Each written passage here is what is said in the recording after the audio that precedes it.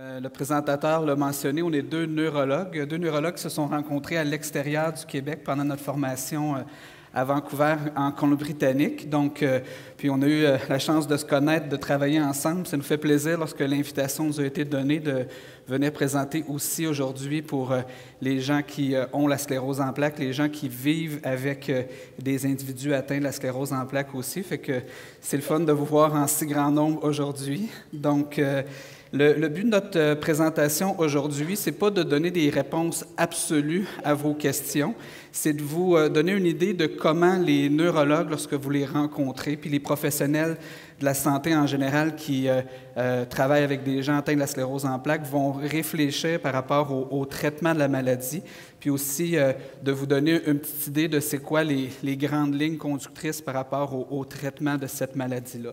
Donc, on va aujourd'hui vous donner un petit peu une idée de regarder ce à quoi votre médecin pense lorsque vous êtes assis dans le bureau avec lui, sans nécessairement vous dire ce que votre médecin devrait vous dire ou ce que vous devriez dire à votre médecin, mais plutôt de donner les grandes lignes là, pour expliquer les choix qu'on fait. Donc, les objectifs de notre présentation aujourd'hui, on va commencer par aborder un peu comment on fait le diagnostic de la sclérose en plaques aussi.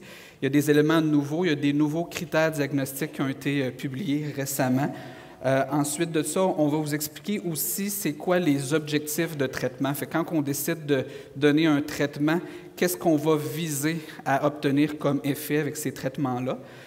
Puis par la suite, on va vous expliquer aussi pourquoi on choisit de commencer un traitement, puis pourquoi aussi on va devoir, dans certaines situations, le changer. Puis pour terminer, on va parler aussi de certaines nouveautés par rapport à des nouveaux traitements qui sont disponibles depuis, pour certains, quelques mois ou quelques années. Donc voici un peu les conflits d'intérêts que j'ai, puis celui de Dr. Lapointe, ceux de Dr. Lapointe.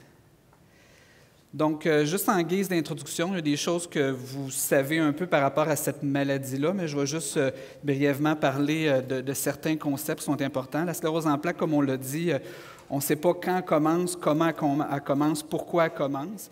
On a quand même une idée de certaines caractéristiques de cette maladie-là, comment elle se présente, entre autres, puis qu'est-ce qu'elle cause exactement au niveau du corps humain. Donc, la sclérose en plaques, on sait que c'est une maladie auto-immune, donc c'est notre système immunitaire qui a perdu un peu le nord puis qui s'attaque contre nous plutôt que de nous protéger. Fait que ça, on sait que c'est une maladie auto-immune, ça implique le système immunitaire qui s'attaque contre nous, puis plus particulièrement le système nerveux central. Il y a différentes évolutions. La sclérose en plaques, il y a des évolutions qui sont dites cycliques ou rémittentes, puis il y a des évolutions qui sont progressives. On va revenir un petit peu là-dessus plus tard. Puis, on sait aussi que malheureusement, après les traumatismes, c'est la cause de handicap la plus importante chez les jeunes adultes. Donc, ce qu'on veut en soi, c'est limiter l'impact que cette maladie-là a. Comme on le disait, la cause de la maladie est toujours inconnue. On sait qu'il y a une interaction de différents facteurs génétiques puis des facteurs environnementaux qui la causent. Puis, ultimement, ce que ça va faire, c'est que ça va causer une attaque contre la myéline, qui est l'enveloppe des nerfs, puis va la briser. Puis, lorsqu'elle est brisée suffisamment, il n'y a pas juste la myéline, mais il peut y avoir aussi les axones, les neurones qui peuvent aussi être endommagés. Puis, dans un cas comme dans l'autre, c'est ça qui va se traduire en des symptômes neurologiques. Les symptômes sont assez variés. Il n'y a pas une personne qui a cette maladie-là qui a les mêmes symptômes au même moment et qui développe la même maladie. Donc, il y a une énorme variabilité dans la présentation de cette maladie-là, ce qui la complexifie aussi, puis ce qui fait en sorte que quand on essaie de se comparer, il n'y a pas une personne qui a nécessairement la même expérience puis la même évolution. Donc, je vous parlais tout à l'heure des critères diagnostiques. Donc, c'est important initialement d'identifier les personnes qui ont cette maladie-là, puis aussi de les identifier le plus rapidement possible dans le but ultimement de stopper l'évolution de la maladie. Donc, il y a des critères diagnostiques qui existent, puis c'est ce que votre neurologue utilise pour ultimement dire « oui, ceci est compatible avec la sclérose en plaques ». Donc, il y a 4 grands principes qui sous-tendent le diagnostic. Le premier, c'est d'avoir des symptômes, des poussées ou juste des symptômes de façon générale qui sont typiques de la maladie. Par la suite, ce qu'on appelle la dissémination dans le temps. Ce que ça veut dire, c'est que c'est une maladie qui est évolutive. Donc, on va voir qu'il va y avoir des changements qui vont s'opérer. Donc, quand on voit que ça évolue, que ça change, c'est ce qui nous permet de parler de la dissémination dans le temps. Ça peut se faire par les symptômes ou par des résultats d'examen. Il y a la dissémination dans l'espace. C'est le concept qui nous fait dire que ça n'affecte pas juste un endroit, mais plusieurs endroits au niveau du système nerveux. Puis, ultimement, il y a des fois d'autres maladies, d'autres conditions qui vont donner des symptômes, puis même des présentations sur les IRM très, très, très similaires à la sclérose en plaques. Il faut être en mesure de départager ces maladies-là, vu que le traitement va être très différent. Donc, ce qu'il y a à retenir un peu par rapport aux critères diagnostiques et à la façon de faire le diagnostic, c'est que ça prend des symptômes qui sont typiques, puis par la suite, par certains examens, on va supporter ce diagnostic-là. Ces examens-là, c'est principalement, comme vous le savez, probablement des IRM. C'est un test qu'on fait, qu'on refait pour voir l'évolution de la maladie. Puis, il y a un autre test aussi qui n'est pas essentiel, mais qui est utile dans certaines situations, la ponction lombaire. Donc, pour votre intérêt, je vous montre une image qui représente des lésions qu'on peut voir dans la sclérose en plaques. Donc, l'image de gauche, c'est un cerveau sain, un cerveau normal. Puis, si on compare à l'image du milieu, c'est un cerveau où il y a des lésions de la sclérose en plaques. Donc, c'est les petites lésions blanches. Je ne sais pas si on a un pointeur. Fait qu'ici, juste dans ces petites zones-là, il y a des lésions blanches. C'est ça, les lésions typiques qu'on retrouve dans la sclérose en plaques. Puis on peut en retrouver au niveau du cerveau, puis on peut en retrouver aussi le long de la moelle épinière. Donc, juste pour montrer, c'est les lésions qui sont ici, les petites taches blanches qui sont présentes là, puis on en retrouve aussi sur la moelle épinière.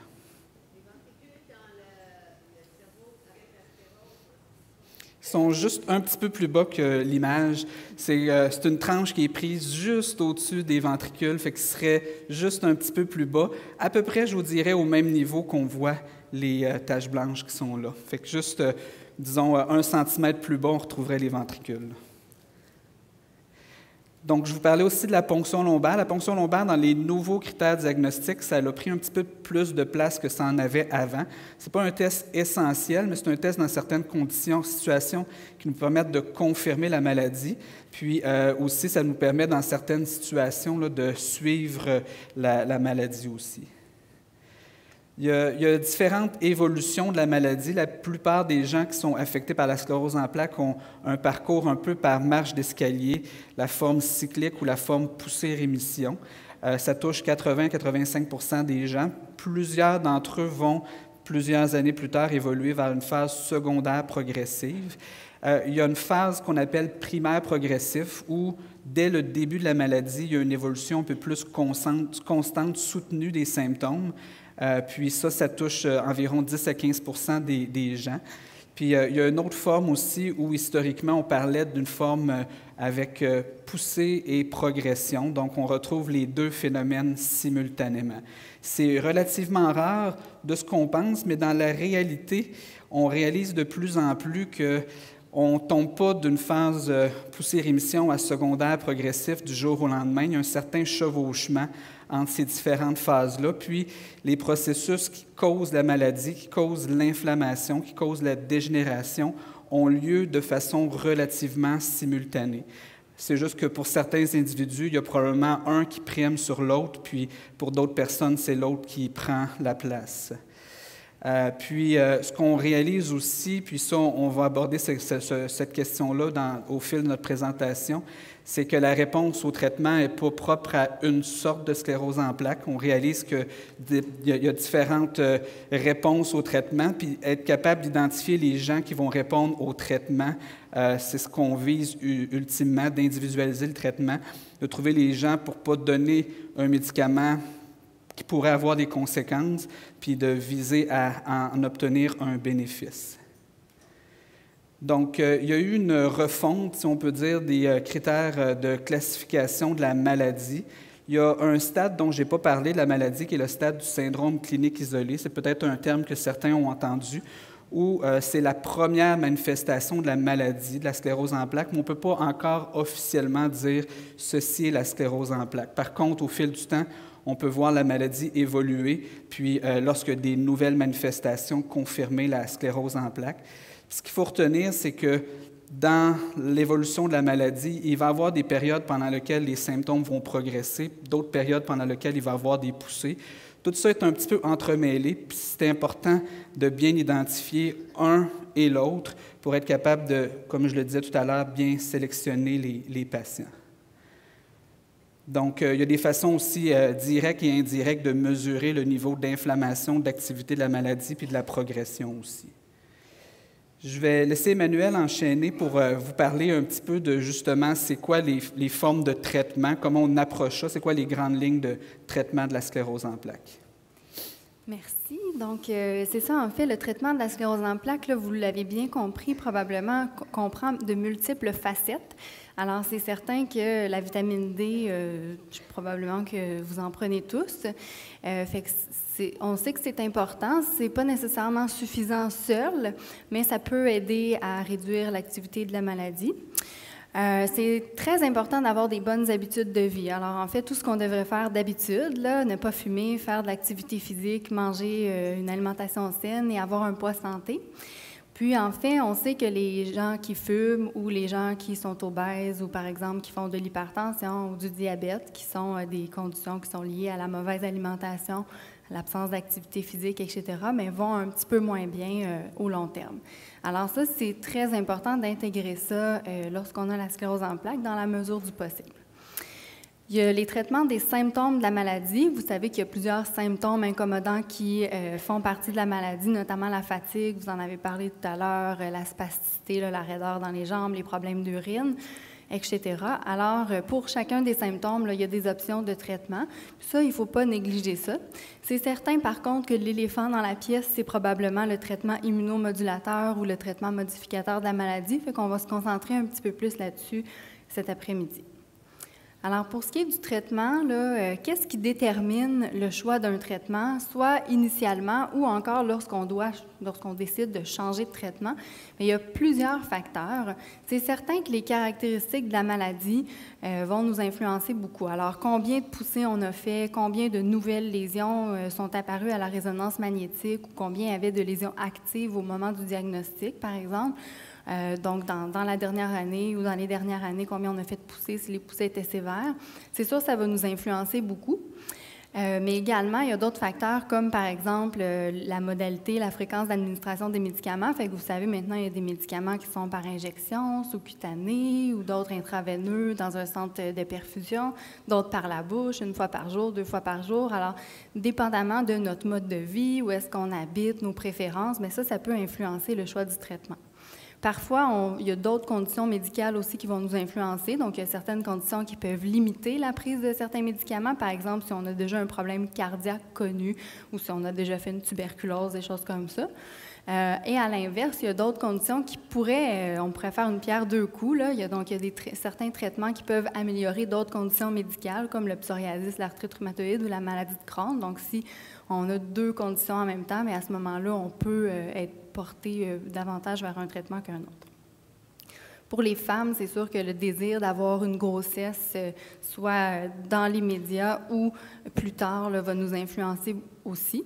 Et c'est certain qu'on est confronté aux critères de remboursement des médicaments, là, donc soit de la RAMQ ou des assurances. Alors ça, on n'a pas le choix de prendre ça en compte aussi.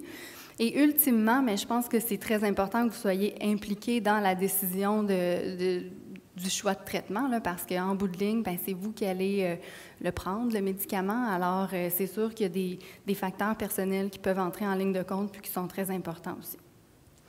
Alors, pourquoi, là, quand on a une sclérose en plaques poussée-rémission, pas nécessairement au pluriel, mais bon.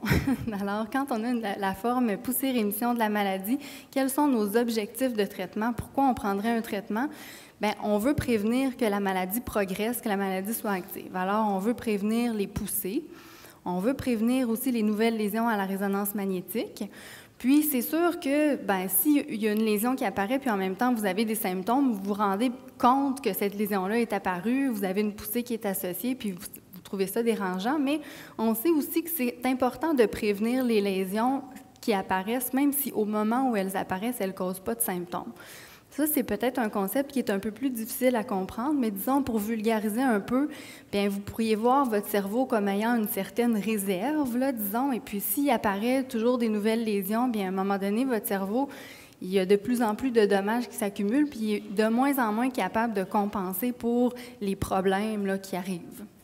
Alors, c'est pour ça là, qu'à long terme, c'est important de prévenir les nouvelles lésions. On veut aussi prévenir la progression du handicap, puis ultimement, on aimerait prévenir la transition de la forme poussée-rémission à la phase secondaire progressive. Donc là, bien, on a des indices comme quoi on va peut-être être meilleur, mais on n'a pas assez de recul avec tous les médicaments pour être certain de ça. Ce qui est bien important de comprendre, c'est qu'on ne peut pas renverser le dommage qui a déjà été fait. Alors, c'est sûr que si on a déjà des symptômes qui sont restés, bien ça, nous, on n'a pas de bons moyens là, de renverser ça. On ne peut pas non plus guérir la maladie, même si on a de plus en plus de traitements qui sont assez efficaces pour contrôler les poussées, les nouvelles lésions. Et puis, souvent, les gens vont nous demander, est-ce que mes lésions sont disparues, là, les lésions que j'avais la dernière fois à l'IRM, est-ce qu'elles sont disparues? Les lésions, c'est rare qu'elles disparaissent, elles restent là comme signe qu'il y a eu quelque chose. Fait que ça, c'est pas un de nos objectifs de traitement. Nous, ce qu'on veut prévenir, c'est l'apparition de nouvelles lésions. Alors, Philippe va nous parler un petit peu des stratégies de traitement qu'on peut utiliser.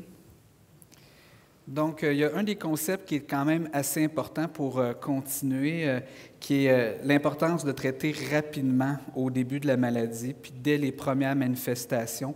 Parce que, comme Emmanuel l'a mentionné, il n'y a pas moyen de guérir cette maladie-là. Tout ce qu'on peut faire, c'est la freiner, la stopper. Donc, en 2019, on a fait des grands pas par rapport au traitement de cette maladie-là, mais c'est le stade auquel on en est par rapport au traitement. Donc, c'est important de traiter souvent dès la première manifestation de la maladie. Puis ça, il y a des preuves scientifiques qui appuient que si on traite dès la première manifestation, dès le syndrome clinique isolé, on peut retarder l'apparition de la maladie, de la confirmation de la maladie. Puis, peu importe de façon générale, il y a des évidences scientifiques qui démontrent aussi que traiter tôt, c'est important parce que si on laisse les choses évoluer, à un moment donné, il y a malheureusement souvent un point de non-retour. Donc, je vous montre un exemple qui démontre, entre autres, dans certaines études, les études qui ont été faites pour le syndrome clinique isolé démontrent que commencer un médicament plus tôt que de juste être sur le placebo, ça fait en sorte de retarder l'apparition d'une prochaine poussée ou d'un prochain épisode de la maladie. Ça, c'est le cas avec les médicaments qui sont un peu plus anciens, ce qui était utilisé, les premiers médicaments qui ont été découverts pour la sclérose en plaques, les interférons, puis l'acétate de glatyramère. C'est sûr qu'au stade de syndrome clinique isolé, ce n'est pas tous les patients qui vont nécessairement nécessiter un traitement. Il y a des gens qui sont plus à risque d'évoluer vers la sclérose en plaques. C'est souvent les gens qui ont des lésions à leur résonance magnétique. Fait que ça va être les gens qu'on va être plus à même de proposer un traitement dans cette situation-là. Au-delà des médicaments injectables aussi, puis ça c'est un effort pan-canadien, la minocycline, peut-être quelque chose que vous avez entendu parler. C'est un antibiotique qui est utilisé en particulier pour l'acné, qu'on a découvert que ça avait un effet pour diminuer l'inflammation au niveau du cerveau. Donc du système nerveux. Donc, c'est un médicament qui a été utilisé chez des gens au syndrome clinique isolé, puis ça a démontré que ça retardait l'apparition d'un nouvel épisode clinique. Donc, ça, c'est quand même intéressant aussi. Puis, comme je le disais, c'est un effort là, canadien, d'où origine là, l'étude qui a été faite avec ce traitement-là. Comme je le disais tout à l'heure aussi, puis j'ai renforcé ce point-là, traiter tôt, c'est important. Dans les études, lorsque c'est fait, peut-être plus maintenant parce que c'est plus éthique de faire une étude contre placebo, mais dans les études qui ont été faites dans les dernières années où il y avait un comparatif avec le placebo, les gens qui étaient dans le groupe placebo, inévitablement, réussissaient jamais à rattraper les gens qui avaient commencé le traitement dès le premier jour. Fait que ça, on en voit des bénéfices que si on commence le traitement tôt, toute la période de l'étude, on va voir une différence dans le nombre de poussées qui va apparaître. Puis même à partir du moment, parce que dans les études, il y a des fois une phase où c'est contre placebo, puis dans une deuxième phase, on va offrir aux gens, maintenant que la partie principale de l'étude est terminée, tout le monde peut prendre le médicament. Même les gens qui le reçoivent dans cette deuxième phase-là vont avoir plus d'activité, plus de poussée que ceux qui l'ont commencé dès le jour 1. Donc, c'est quand même des évidences assez claires qui démontrent que traiter tôt, ça fait une différence. Ça fait une différence par rapport aux poussées, mais ça fait aussi une différence par rapport aux changements que les gens perçoivent, les changements qu'on voit à l'examen physique, qu'on rassemble un peu pour l'échelle de EDSS, qui est l'échelle qu'on utilise pour évaluer la progression de la maladie. Fait qu'il y a aussi un impact de traiter tôt sur la progression de la maladie. Je mets une image qui est bien imparfaite, mais qui est peut-être des fois montrée dans les cliniques aussi par rapport aux étapes du traitement, les premières lignes versus les deuxièmes lignes. C'est des concepts qui sont en mouvance pour différentes raisons dont on va vous expliquer un petit peu plus loin. La principale raison de cette distinction-là, première ligne, deuxième ligne, c'est beaucoup basé sur le remboursement des médicaments. Puis je vous montre un peu les médicaments qui sont disponibles en termes de ce qu'on appelle la première ligne. Donc, on a les interférons, l'acétate de glaciramère, le terriflunomide, le diméthyl de fumarate, donc avec les noms commerciaux aussi. Puis encore là, on a la chance au Québec, de même pour des gens qui ont des maladies très agressives, de pouvoir utiliser certaines médications plus efficaces comme premier traitement. C'est le cas pour le natalizumab. Puis, on se retrouve par la suite par rapport aux deuxièmes lignes, donc on retrouve d'autres médicaments qu'on utilise souvent en séquence après avoir utilisé une première ligne, plus souvent pour des questions de non-efficacité ou d'efficacité partielle. Donc, on retrouve le fingolimod, le natalizumab, l'alantuzumab, l'ocrelizumab puis la cladribine. Pour ce qui est de l'ocrelizumab, c'est un nom que vous avez probablement entendu parler beaucoup aussi. C'est un médicament qui est utilisé pour la forme primaire progressive aussi. C'est appelé à changer un peu par rapport à la deuxième ligne versus la première ligne, puisqu'il est possible que ce soit un médicament disponible en première ligne. C'est encore un peu dans le processus décisionnel de Santé Canada et des autres étapes gouvernementales, mais c'est éventuellement, possiblement, un médicament qui va pouvoir être offert en première ligne. Donc, je vais laisser Emmanuel discuter de ces concepts-là, puis de comment on choisit un traitement. Donc, en fait, je prendrais un petit moment pour... en fait, on nous avait demandé de parler là, des stratégies de traitement, puis c'est sûr qu'il y a beaucoup de choses à dire, mais je pense que le message peut-être le plus important pour vous, ce serait de retenir que c'est jamais noir ou blanc.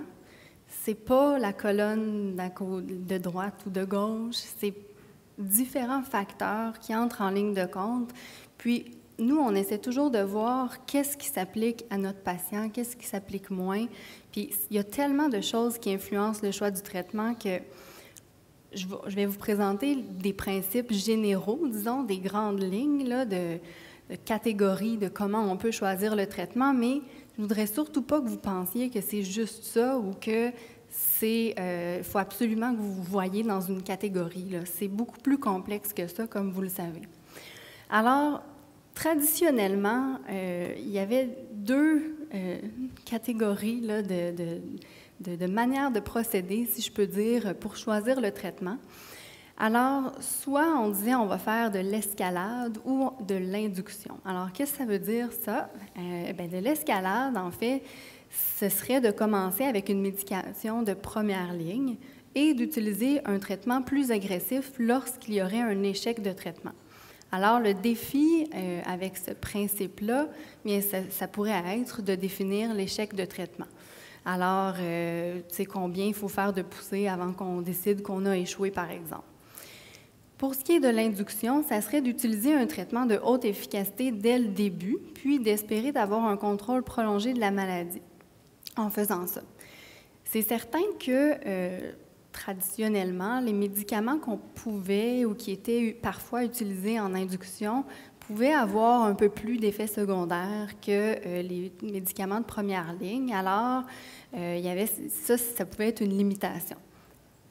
C'est sûr que ça, c'est appelé à changer, là aussi. Donc, je ne pense pas que dans le futur, ça va nécessairement toujours être vrai qu'un traitement de plus haute efficacité va avoir beaucoup plus d'effets secondaires qu'un traitement de première ligne. Mais disons, ça, c'est les principes de base, OK? Alors, je vous ramène au registre NARCOMS pour que vous compreniez un peu pourquoi des fois on choisit de commencer par une médication de première ligne, puis pourquoi des fois on dit il faudrait être plus agressif dès le départ. Alors le registre NARCOMS, pourquoi j'ai choisi celui-là, c'est un registre nord-américain, puis c'est vraiment des patients qui eux-mêmes ont rapporté leur niveau de handicap à travers les années. Alors les données, c'est pas mesuré par rapport à l'examen d'un neurologue, c'est rapporté par les patients. Puis comme vous pouvez voir, il y avait un très grand nombre de patients là, dans le registre. Puis il y en a au moins 50 là, qui étaient traités, souvent avec des médicaments de première ligne. Puis là, bien, ici, vous pouvez voir là, que finalement, en fait, ça serait même après 45 ans d'évolution. Je pensais que je m'étais trompée, mais non, c'était bien après 45 ans d'évolution de la maladie. Il y avait 8 des patients qui rapportaient aucun impact ou encore un impact léger de la maladie sur leur fonctionnement. Puis il y avait 16 qui, oui, rapportaient un impact physique ou autre sur leur fonctionnement, mais qui étaient encore capables de travailler, pas nécessairement au travail, là, au bureau, là, mais travailler dans leur quotidien, faire leurs choses à la maison, puis tout ça, et donc qui avaient un bon fonctionnement. Fait que ça, 8 plus 16, là, c'est presque le quart, là, finalement. C'est un peu plus que le 5e des patients qui, somme toute, eux, ils trouvaient qu'ils n'allaient pas si mal là, après 45 ans d'évolution. Alors, si on se reporte au principe qu'on a dit plus tôt, surtout avec les médicaments qu'on utilisait avant pour l'induction, mais ces patients-là n'auraient pas nécessairement voulu avoir nécessairement un traitement agressif d'emblée. En contrepartie, dans le même registre, il y avait 15 dans la première année déjà qui avaient besoin d'une canne ou d'une aide pour marcher. Alors, définitivement, ces patients-là avaient une maladie plus agressive. Donc, comment nous, on va décider si on pense que le patient a une maladie agressive ou non? Bien, il y a plusieurs facteurs qui vont nous aider à déterminer ça. Puis là, encore une fois, je voudrais vous mettre en garde que ce ne sera pas tout noir, tout blanc, puis ce ne sera pas... c'est pas une liste de facteurs qui est exhaustive, et c'est pas parce que vous avez un facteur dans cette liste-là que définitivement votre maladie est agressive, là. C'est vraiment une combinaison de facteurs quand on a plusieurs facteurs qui font en sorte qu'on est plus susceptible d'avoir une maladie agressive, que là, on va pouvoir dire que oui, on veut traiter plus agressivement dès le début. Alors, les facteurs qu'on considère, c'est sûr, comme je vous ai mentionné, ça va beaucoup être l'activité de la maladie. Okay? Alors, combien on a fait de poussées, surtout dans les premières années de la maladie, combien on avait de nouvelles lésions sur les résonances ou combien de lésions actives au moment du diagnostic. Donc ça va être les principaux facteurs, je dirais. Mais aussi, si on faisait des poussées qui étaient sévères, qui ne récupéraient pas bien, la localisation de certaines lésions, par exemple, si on en avait beaucoup dans la moelle épinière ou dans le tronc cérébral, le fait d'être un homme, d'avoir plus de 40 ans au diagnostic ou d'être une personne de race noire. Mais là, ce n'est pas tous les hommes qui ont une maladie agressive. Je veux bien que vous compreniez que c'est vraiment un ensemble de facteurs. Alors, un coup qu'on a dit, bon, bien moi, je vais commencer tel ou tel traitement, comment on fait pour faire le suivi du traitement? Alors, c'est sûr, on fait notre suivi avec le neurologue, puis on a dit tantôt, nos objectifs de traitement, c'était de prévenir les poussées, les nouvelles lésions, la progression du handicap. Alors, c'est ça qu'on va suivre avec notre neurologue. On va vérifier s'il y a eu des poussées. On va faire des résonances magnétiques périodiquement. Parfois, au début de la maladie, souvent, on va les faire aux années ou à peu près. Puis, par contre, l'intervalle peut varier là, à plus ou moins fréquemment selon certains facteurs. Donc, ça, ce n'est pas là, absolu non plus. Et puis, ce qui est important aussi, c'est que on n'est pas toujours excellent pour être certain qu'il y a eu une poussée ou non, parce qu'il y a beaucoup de facteurs qui peuvent mimer une poussée. Par exemple, comme vous le savez, si vous avez une infection, ou si vous faites de la fièvre, si vous avez une autre condition médicale, si vous subissez une chirurgie ou que vous avez un stress très intense, bien, c'est toutes des conditions qui peuvent faire en sorte que les symptômes apparaissent pires puis que vous pouvez penser que vous avez une poussée, alors que ce n'est pas nécessairement une poussée. Donc, quand on fait notre suivi avec notre neurologue, ça peut être des choses à discuter aussi, puis vous apporter attention dans votre quotidien. Pour ce qui est des nouvelles lésions, plus on avance en âge, plus on a des chances d'avoir des nouvelles lésions qui apparaissent, mais qui ne sont pas nécessairement dues à la sclérose en plaques, parce qu'il n'y a pas juste la sclérose en plaques qui fait des taches blanches dans le cerveau. Alors, le diabète, l'hypertension, le tabac et plein d'autres choses là, peuvent faire en sorte qu'on a des taches blanches qui peuvent apparaître, mais qui ne sont pas nécessairement dues à la sclérose en plaques. Des fois, nous, on va regarder la localisation des lésions, la grosseur, puis on va essayer de déterminer là, si on pense que ça peut être une raison de changer le traitement. Finalement, quand vous faites une résonance, la première résonance après avoir débuté un traitement, donc il faut comprendre que quand on fait une résonance, ça va nous montrer tout ce qui est apparu avant de faire la résonance. Alors si, admettons, on fait une résonance en 2008, puis une autre en 2010, bien on va voir tout ce qui s'est passé dans l'intervalle. Si vous avez commencé un traitement en 2009, bien, puis que vous avez des nouvelles lésions à la résonance de 2010, bien, on ne sait pas quand est-ce qu'elles sont apparues, ces lésions-là. Ce n'est pas nécessairement pendant que le traitement que vous preniez était actif. Donc ça, c'est quand même important de garder ça en tête lorsqu'on interprète le résultat. Pour suivre le traitement, pour la majorité des médicaments, il y a aussi des bilans sanguins là, à faire pour suivre certains effets secondaires. Le plus souvent, ça va être les enzymes du foie et les globules blancs qu'on va suivre, mais il y a d'autres choses selon la situation. Là, par exemple, avec l'alemtuzumab, on va suivre des analyses d'urine. Puis si on prend du Tysabri, bien là, puis qu'on est positif là, pour le fameux virus, alors là, on a besoin de faire des résonances magnétiques périodiquement pour la surveillance là, de l'infection en lien avec le virus. Ça fait longtemps qu'on prend le Tysabri, plus que 18 à 24 mois. Donc, quand est-ce qu'on doit cesser ou modifier le traitement? Il y a plusieurs raisons. C'est sûr que si on a une intolérance significative, ça peut être une raison. Si on devient plus à risque de certains effets secondaires, si on a une grossesse, notre choix personnel, on trouve qu'il y en a un qui nous conviendrait mieux, l'assurance ou la RAMQ ne le couvre plus, ou encore l'échec au traitement. Puis ça, c'est la raison la plus fréquente, là, probablement, comme le disait Philippe. Donc, pour ce qui est de l'échec au traitement, il y a des recommandations, en fait, qui ont été faites là, par un groupe canadien par rapport à quand est-ce qu'on devrait considérer changer de médicament en raison d'une inefficacité. C'est sûr que ces recommandations-là vont probablement évoluer dans les prochaines années, mais c'est quand même bien là, de savoir qu'elles existent. Alors, comme je le disais, on va regarder s'il y a eu des nouvelles poussées, s'il y a eu des nouvelles lésions et s'il y a eu progression du handicap. Alors, par exemple, ce qui définitivement devrait nous faire changer de traitement, c'est s'il y a eu plus d'une poussée pendant la première année sous traitement. Si vous faites une poussée 2 semaines après avoir commencé votre traitement, par contre, on ne peut pas dire que le traitement était efficace à ce moment-là. Puis, s'il y a eu 3 ou plus nouvelles lésions là, dans la première année. Puis, pour la progression du handicap, les critères sont variables. Est-ce que, en fait, vous avez peut-être entendu là, le concept de NEDA, là, No Evidence of Disease Activity. Puis, ça, c'est quoi? En fait, ce serait pas d'évidence d'activité de la maladie. Ça veut dire aucune poussée, aucune lésion à l'IRM, puis aucune progression du handicap. Est-ce que, c'est sûr que vous entendez ça, puis vous vous dites, moi, j'aimerais bien ça, là, atteindre cet objectif de traitement-là. Et c'est sûr que dans un monde idéal, tout le monde atteindrait ça. Mais en pratique, c'est assez difficile d'être sans activité aucune de la maladie au long terme. Okay? Alors, si on regarde, par exemple, sur le natalizumab, qui est quand même un médicament très efficace, bien, il y avait seulement 34 à 7 ans qui avaient réussi à avoir aucune nouvelle lésion, aucune poussée, aucune progression de rien. Et puis, est-ce que c'est vraiment nécessaire là, d'avoir NEDA pendant 20 ans? Bien, c'est pas clair qu'un niveau minime d'activité, par exemple, une nouvelle lésion, surtout si ça fait plusieurs années qu'on est stable, par exemple, ça fait 5 ans qu'on est stable, on a une nouvelle lésion, c'est pas clair, ça, si on devrait changer le traitement là, pour ça. Alors, ça, là, je vous dirais, c'est vraiment individualisé. Il faut toujours que vous discutiez avec votre neurologue là, de ça.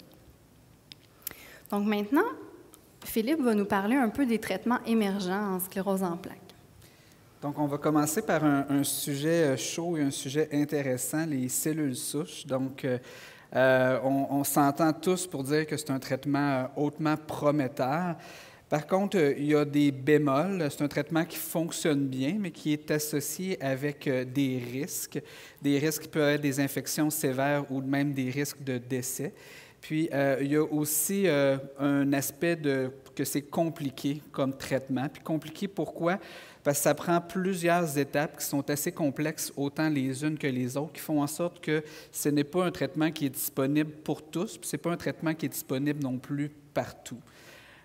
Donc, à ce moment-là, il y a différentes étapes dans le processus de cellules souches. Puis c'est important de savoir que ce n'est pas un traitement qui se donne sur une journée. C'est un traitement qui, par les différentes étapes, s'échelonne sur, je vous dirais, environ 1 mois. La première étape, c'est de stimuler le système immunitaire avec des médicaments pour faire en sorte de vider complètement la moelle osseuse, puis que par la suite, ce qu'on va faire, c'est prélever des cellules sanguines puis les purifier pour obtenir ces fameuses cellules souches-là, les cellules qui sont capables ensuite de ça de se multiplier dans n'importe quel autre type de cellules. Donc, il va falloir faire cette étape de préparation-là. Puis un coup, cette étape de préparation-là est terminée, c'est à ce moment-là qu'il va y avoir des traitements de chimiothérapie, des traitements très forts pour complètement éliminer le système immunitaire. Donc, on s'entend que ça, c'est une étape très importante. Il y a peut-être même un effet du traitement qui dépend de cette étape-là, en quelque part. Donc, on va éliminer complètement le système immunitaire. On s'entend que quand c'est fait, les gens sont à risque d'avoir des infections. Il y a des gens qui sont allés aux soins intensifs, il y a des gens qui sont décédés de ce traitement-là. Donc, au final, ce n'est pas quelque chose de si banal que ça.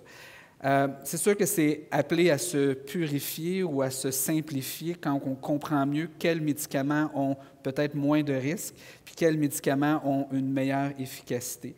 Lorsque cette étape-là est faite, c'est une étape qui doit se faire à l'hôpital, bien entendu. Les gens restent sous surveillance. Ils ont une condition pendant laquelle leur système immunitaire est complètement non fonctionnel. Puis, par la suite, ce qu'on va faire, c'est qu'on va réinjecter les cellules souches dans le but qu'elles se collent au système immunitaire et reforment un nouveau système immunitaire qui a vraisemblablement plus la capacité de s'attaquer contre soi-même. Donc, on s'entend que c'est différentes étapes, puis il y a des risques, des complications qui sont reliées avec ces différentes étapes-là. Ce n'est pas nouveau, les cellules souches, ça fait quand même plusieurs années que c'est dans la recherche. Puis il y a plusieurs études. Quand on combine ces études-là, on établit que le taux de mortalité serait de 2 %. Donc, une personne sur 50 va décéder à cause du traitement qu'on donne. Donc, c'est quand même, encore là, pas très banal. Il y a des facteurs qui peuvent nous permettre un peu d'identifier les gens qui sont plus à risque de ces complications-là ou de la mortalité. C'est souvent les gens qui ont malheureusement un degré de handicap plus important de la maladie, les gens qui sont aussi plus âgés. Donc, c'est souvent dans ces situations-là, malheureusement, que les complications surviennent. Puis à l'opposé aussi, c'est dans ces situations-là où l'efficacité du traitement est moindre aussi. Donc, ce qui est à retenir, puis c'est un peu un enjeu qu'on vous parlait tout à l'heure, c'est un bon traitement qui a ses risques, mais c'est un traitement qu'il faut probablement donner relativement tôt dans l'évolution de la maladie, puis bien sélectionner les patients. C'est encore à l'étape de la recherche. Ceci étant dit, si vous avez plus de questions par rapport à ça, il y a des critères établis par rapport au protocole de recherche qui existent, dont entre autres celui d'Ottawa.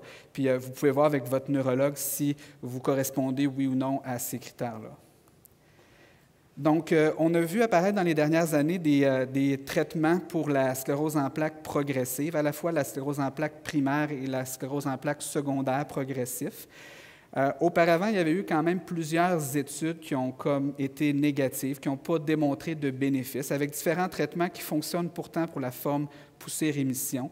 Les raisons sont multiples. Probablement, d'une part, peut-être parce que le médicament ne fonctionne pas ou qu'on n'a pas utilisé le bon outil pour mesurer son efficacité, que peut-être que les patients chez qui c'était testé, ce n'étaient peut-être pas les bons patients ou les meilleurs patients pour en bénéficier. Puis tout ça revient au fait qu'on comprend une partie de la maladie, mais pas tout, donc on ne comprend pas non plus l'effet de tous les traitements sur chaque aspect de la maladie. Ce qu'on vise dans la sclérose en plaques progressive, lorsqu'on utilise ces traitements, c'est de prévenir la détérioration. Donc, on veut éviter que les gens aient une augmentation de leurs difficultés au quotidien.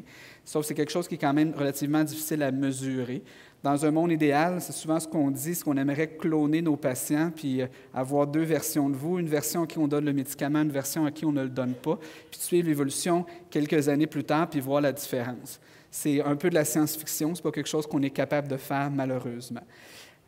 Ultimement, ce qui est peut-être plus réaliste, c'est de stabiliser ou de ralentir la maladie, mais encore là, même dans les études, c'est une situation qui arrive malheureusement trop peu souvent. Puis, ce qu'on souhaiterait aussi, c'est renverser, c'est corriger ce qui cause la progression puis les handicaps physiques. Par contre, de ce côté-là, les médicaments qu'on utilise visent surtout à diminuer l'inflammation, puis ultimement ont un peu d'effet sur la dégénérescence ou la destruction du système nerveux. Il y a tout de même, comme je le disais tout à l'heure, des nouvelles encourageantes dans les dernières années avec des nouveaux traitements, l'ocrelizumab pour la forme primaire progressive, puis le siponimod pour la forme secondaire progressive. Puis je vais laisser Emmanuel enchaîner pour ces deux traitements-là. Donc, en fait, on voulait juste vous résumer là, en une diapositive les résultats là, sur la base de quoi ces médicaments-là avaient été approuvés au Canada. Bien, en fait, le siponimod n'est pas encore approuvé, mais l'ocrelizumab, oui. Alors, pour ce qui est de l'étude là, pour la sclérose en plaques primaire progressive, elle s'appelait Oratorio. Et en fait, c'est important de comprendre c'est qui les patients qui étaient inclus dans cette étude-là parce que c'est pour ces patients-là ou ce type de patients-là qu'on a de l'information, qu'on sait qu'il y a une certaine efficacité du médicament. Pour les gens qui n'étaient pas inclus, mais on ne sait pas si on peut généraliser aux gens qui ne correspondent pas là, aux patients qui avaient été inclus dans l'étude. L'autre chose, c'est que ce n'est pas pour rien que ces patients-là qui ont été sélectionnés, c'est qu'il y avait des indices dans des études antérieures, que c'était peut-être eux qui risquaient mieux d'en bénéficier. Alors, pour l'étude primaire progressive, c'était évidemment des patients qui avaient une sclérose en plaques primaire progressive, qui avaient entre 18 et 55 ans, puis pour lesquels là, la durée de la maladie ici était de moins de 15 ans. En moyenne, ça faisait 6 à 7 ans qu'ils avaient la maladie. Bon, le DSS, ça vous dit peut-être pas grand-chose, mais dans le fond, ça se rendait jusqu'à 6,5, qui est utilisation d'aide bilatérale pour marcher, par exemple, une marchette. Fait qu'ici, vous voyez là, sur la courbe en gris, en fait, c'est à travers le temps, le pourcentage de patients qui ont progressé dans l'étude. Fait que ici, en gris, c'était le groupe placebo et en bleu, le groupe qui était traité avec l'ocrelizumab. Alors, vous voyez qu'il y avait une petite différence là, dans le taux de patients qui ont progressé à travers le temps. Et puis, au fond, si on regardait, est-ce qu'il y avait des patients qui en bénéficieraient peut-être plus? Bien, on ne peut pas dire que c'était seulement ceux-là qui en bénéficiaient, mais il y avait une tendance pour que les patients plus jeunes et ceux qui avaient des lésions actives au début de l'étude bénéficient davantage de l'ocrelizumab. Pour ce qui est du siponimod, alors encore là, c'est qui était inclus dans cette étude-là? Bien, c'était des patients, je pourrais pointer de l'autre côté aussi, qui avaient une sclérose en plaques secondaire progressive. Il y avait entre 18 et 60 ans. Le DSS, encore là, c'était jusqu'à utilisation d'aide bilatérale ou marchette. Et puis, la durée moyenne de la maladie dans l'étude était de 16 à 17 ans. Ça faisait 3 à 4 ans que les patients rapportaient de la progression, c'est-à-dire de la détérioration lente des symptômes. C'est important aussi de comprendre qu'il y avait 35 des patients là, qui avaient fait des poussées dans les 2 années avant l'étude, fait qu'ils étaient comme dans la phase de chevauchement dont Philippe parlait tout à l'heure. T'sais. Et puis, ça, c'est les courbes. Donc, en rouge, le placebo, puis en bleu, le siponimod. Donc, on voit qu'il y avait une petite différence du taux de patients qui progressaient à travers le temps. Et il y avait les patients qui semblaient peut-être qui pourraient en bénéficier plus, bien que, comme j'ai dit, ce n'est pas uniquement eux qui en bénéficiaient, mais ce seraient les patients qui avaient eu des poussées dans les 2 ans avant l'étude, qui avaient des lésions actives au début de l'étude, qui se détérioraient rapidement, qui étaient plus jeunes, puis qui avaient une maladie depuis moins longtemps. Alors, comme Philippe l'a dit, le défi, là, c'est de voir à qui on donne ce médicament-là, bien, on ne sait pas encore c'est quoi les critères de remboursement, en fait, là, de la RAMQ. Mais est-ce que les patients qui ne correspondaient pas aux critères des études, est-ce qu'eux aussi pourraient en bénéficier? Donc ça, il nous manque de l'information là-dessus. Et puis, comment on détermine s'il y a succès ou échec? Parce que malheureusement, on ne peut pas vous cloner, comme Philippe l'a expliqué. Alors, je terminerai en disant qu'on a parlé beaucoup du traitement immunomodulateur, mais il ne faut pas oublier le traitement des symptômes de la maladie. On n'avait pas le temps d'en parler aujourd'hui, mais c'est sûr que si on n'est plus candidat à un immunomodulateur ou on l'arrête, ça ne veut pas dire qu'il n'y a rien là, qui peut être fait. Le traitement des symptômes, c'est très important, puis ça peut améliorer votre qualité de vie significativement. Puis pour tous les symptômes, bien, il y a un traitement non pharmacologique là, qu'on ne doit pas négliger, puis quelques options pharmacologiques qui peuvent être disponibles. Donc, on vous invite à en parler à votre neurologue. Donc, finalement, en conclusion, il n'y a pas juste une seule recette pour le traitement immunomodulateur de la sclérose en plaques. Il y a plusieurs facteurs qui doivent être pris en compte, puis il n'y a pas juste une bonne façon de faire. Alors, on vous invite à en discuter, là, puis la discussion est la clé du succès, on pense. Merci.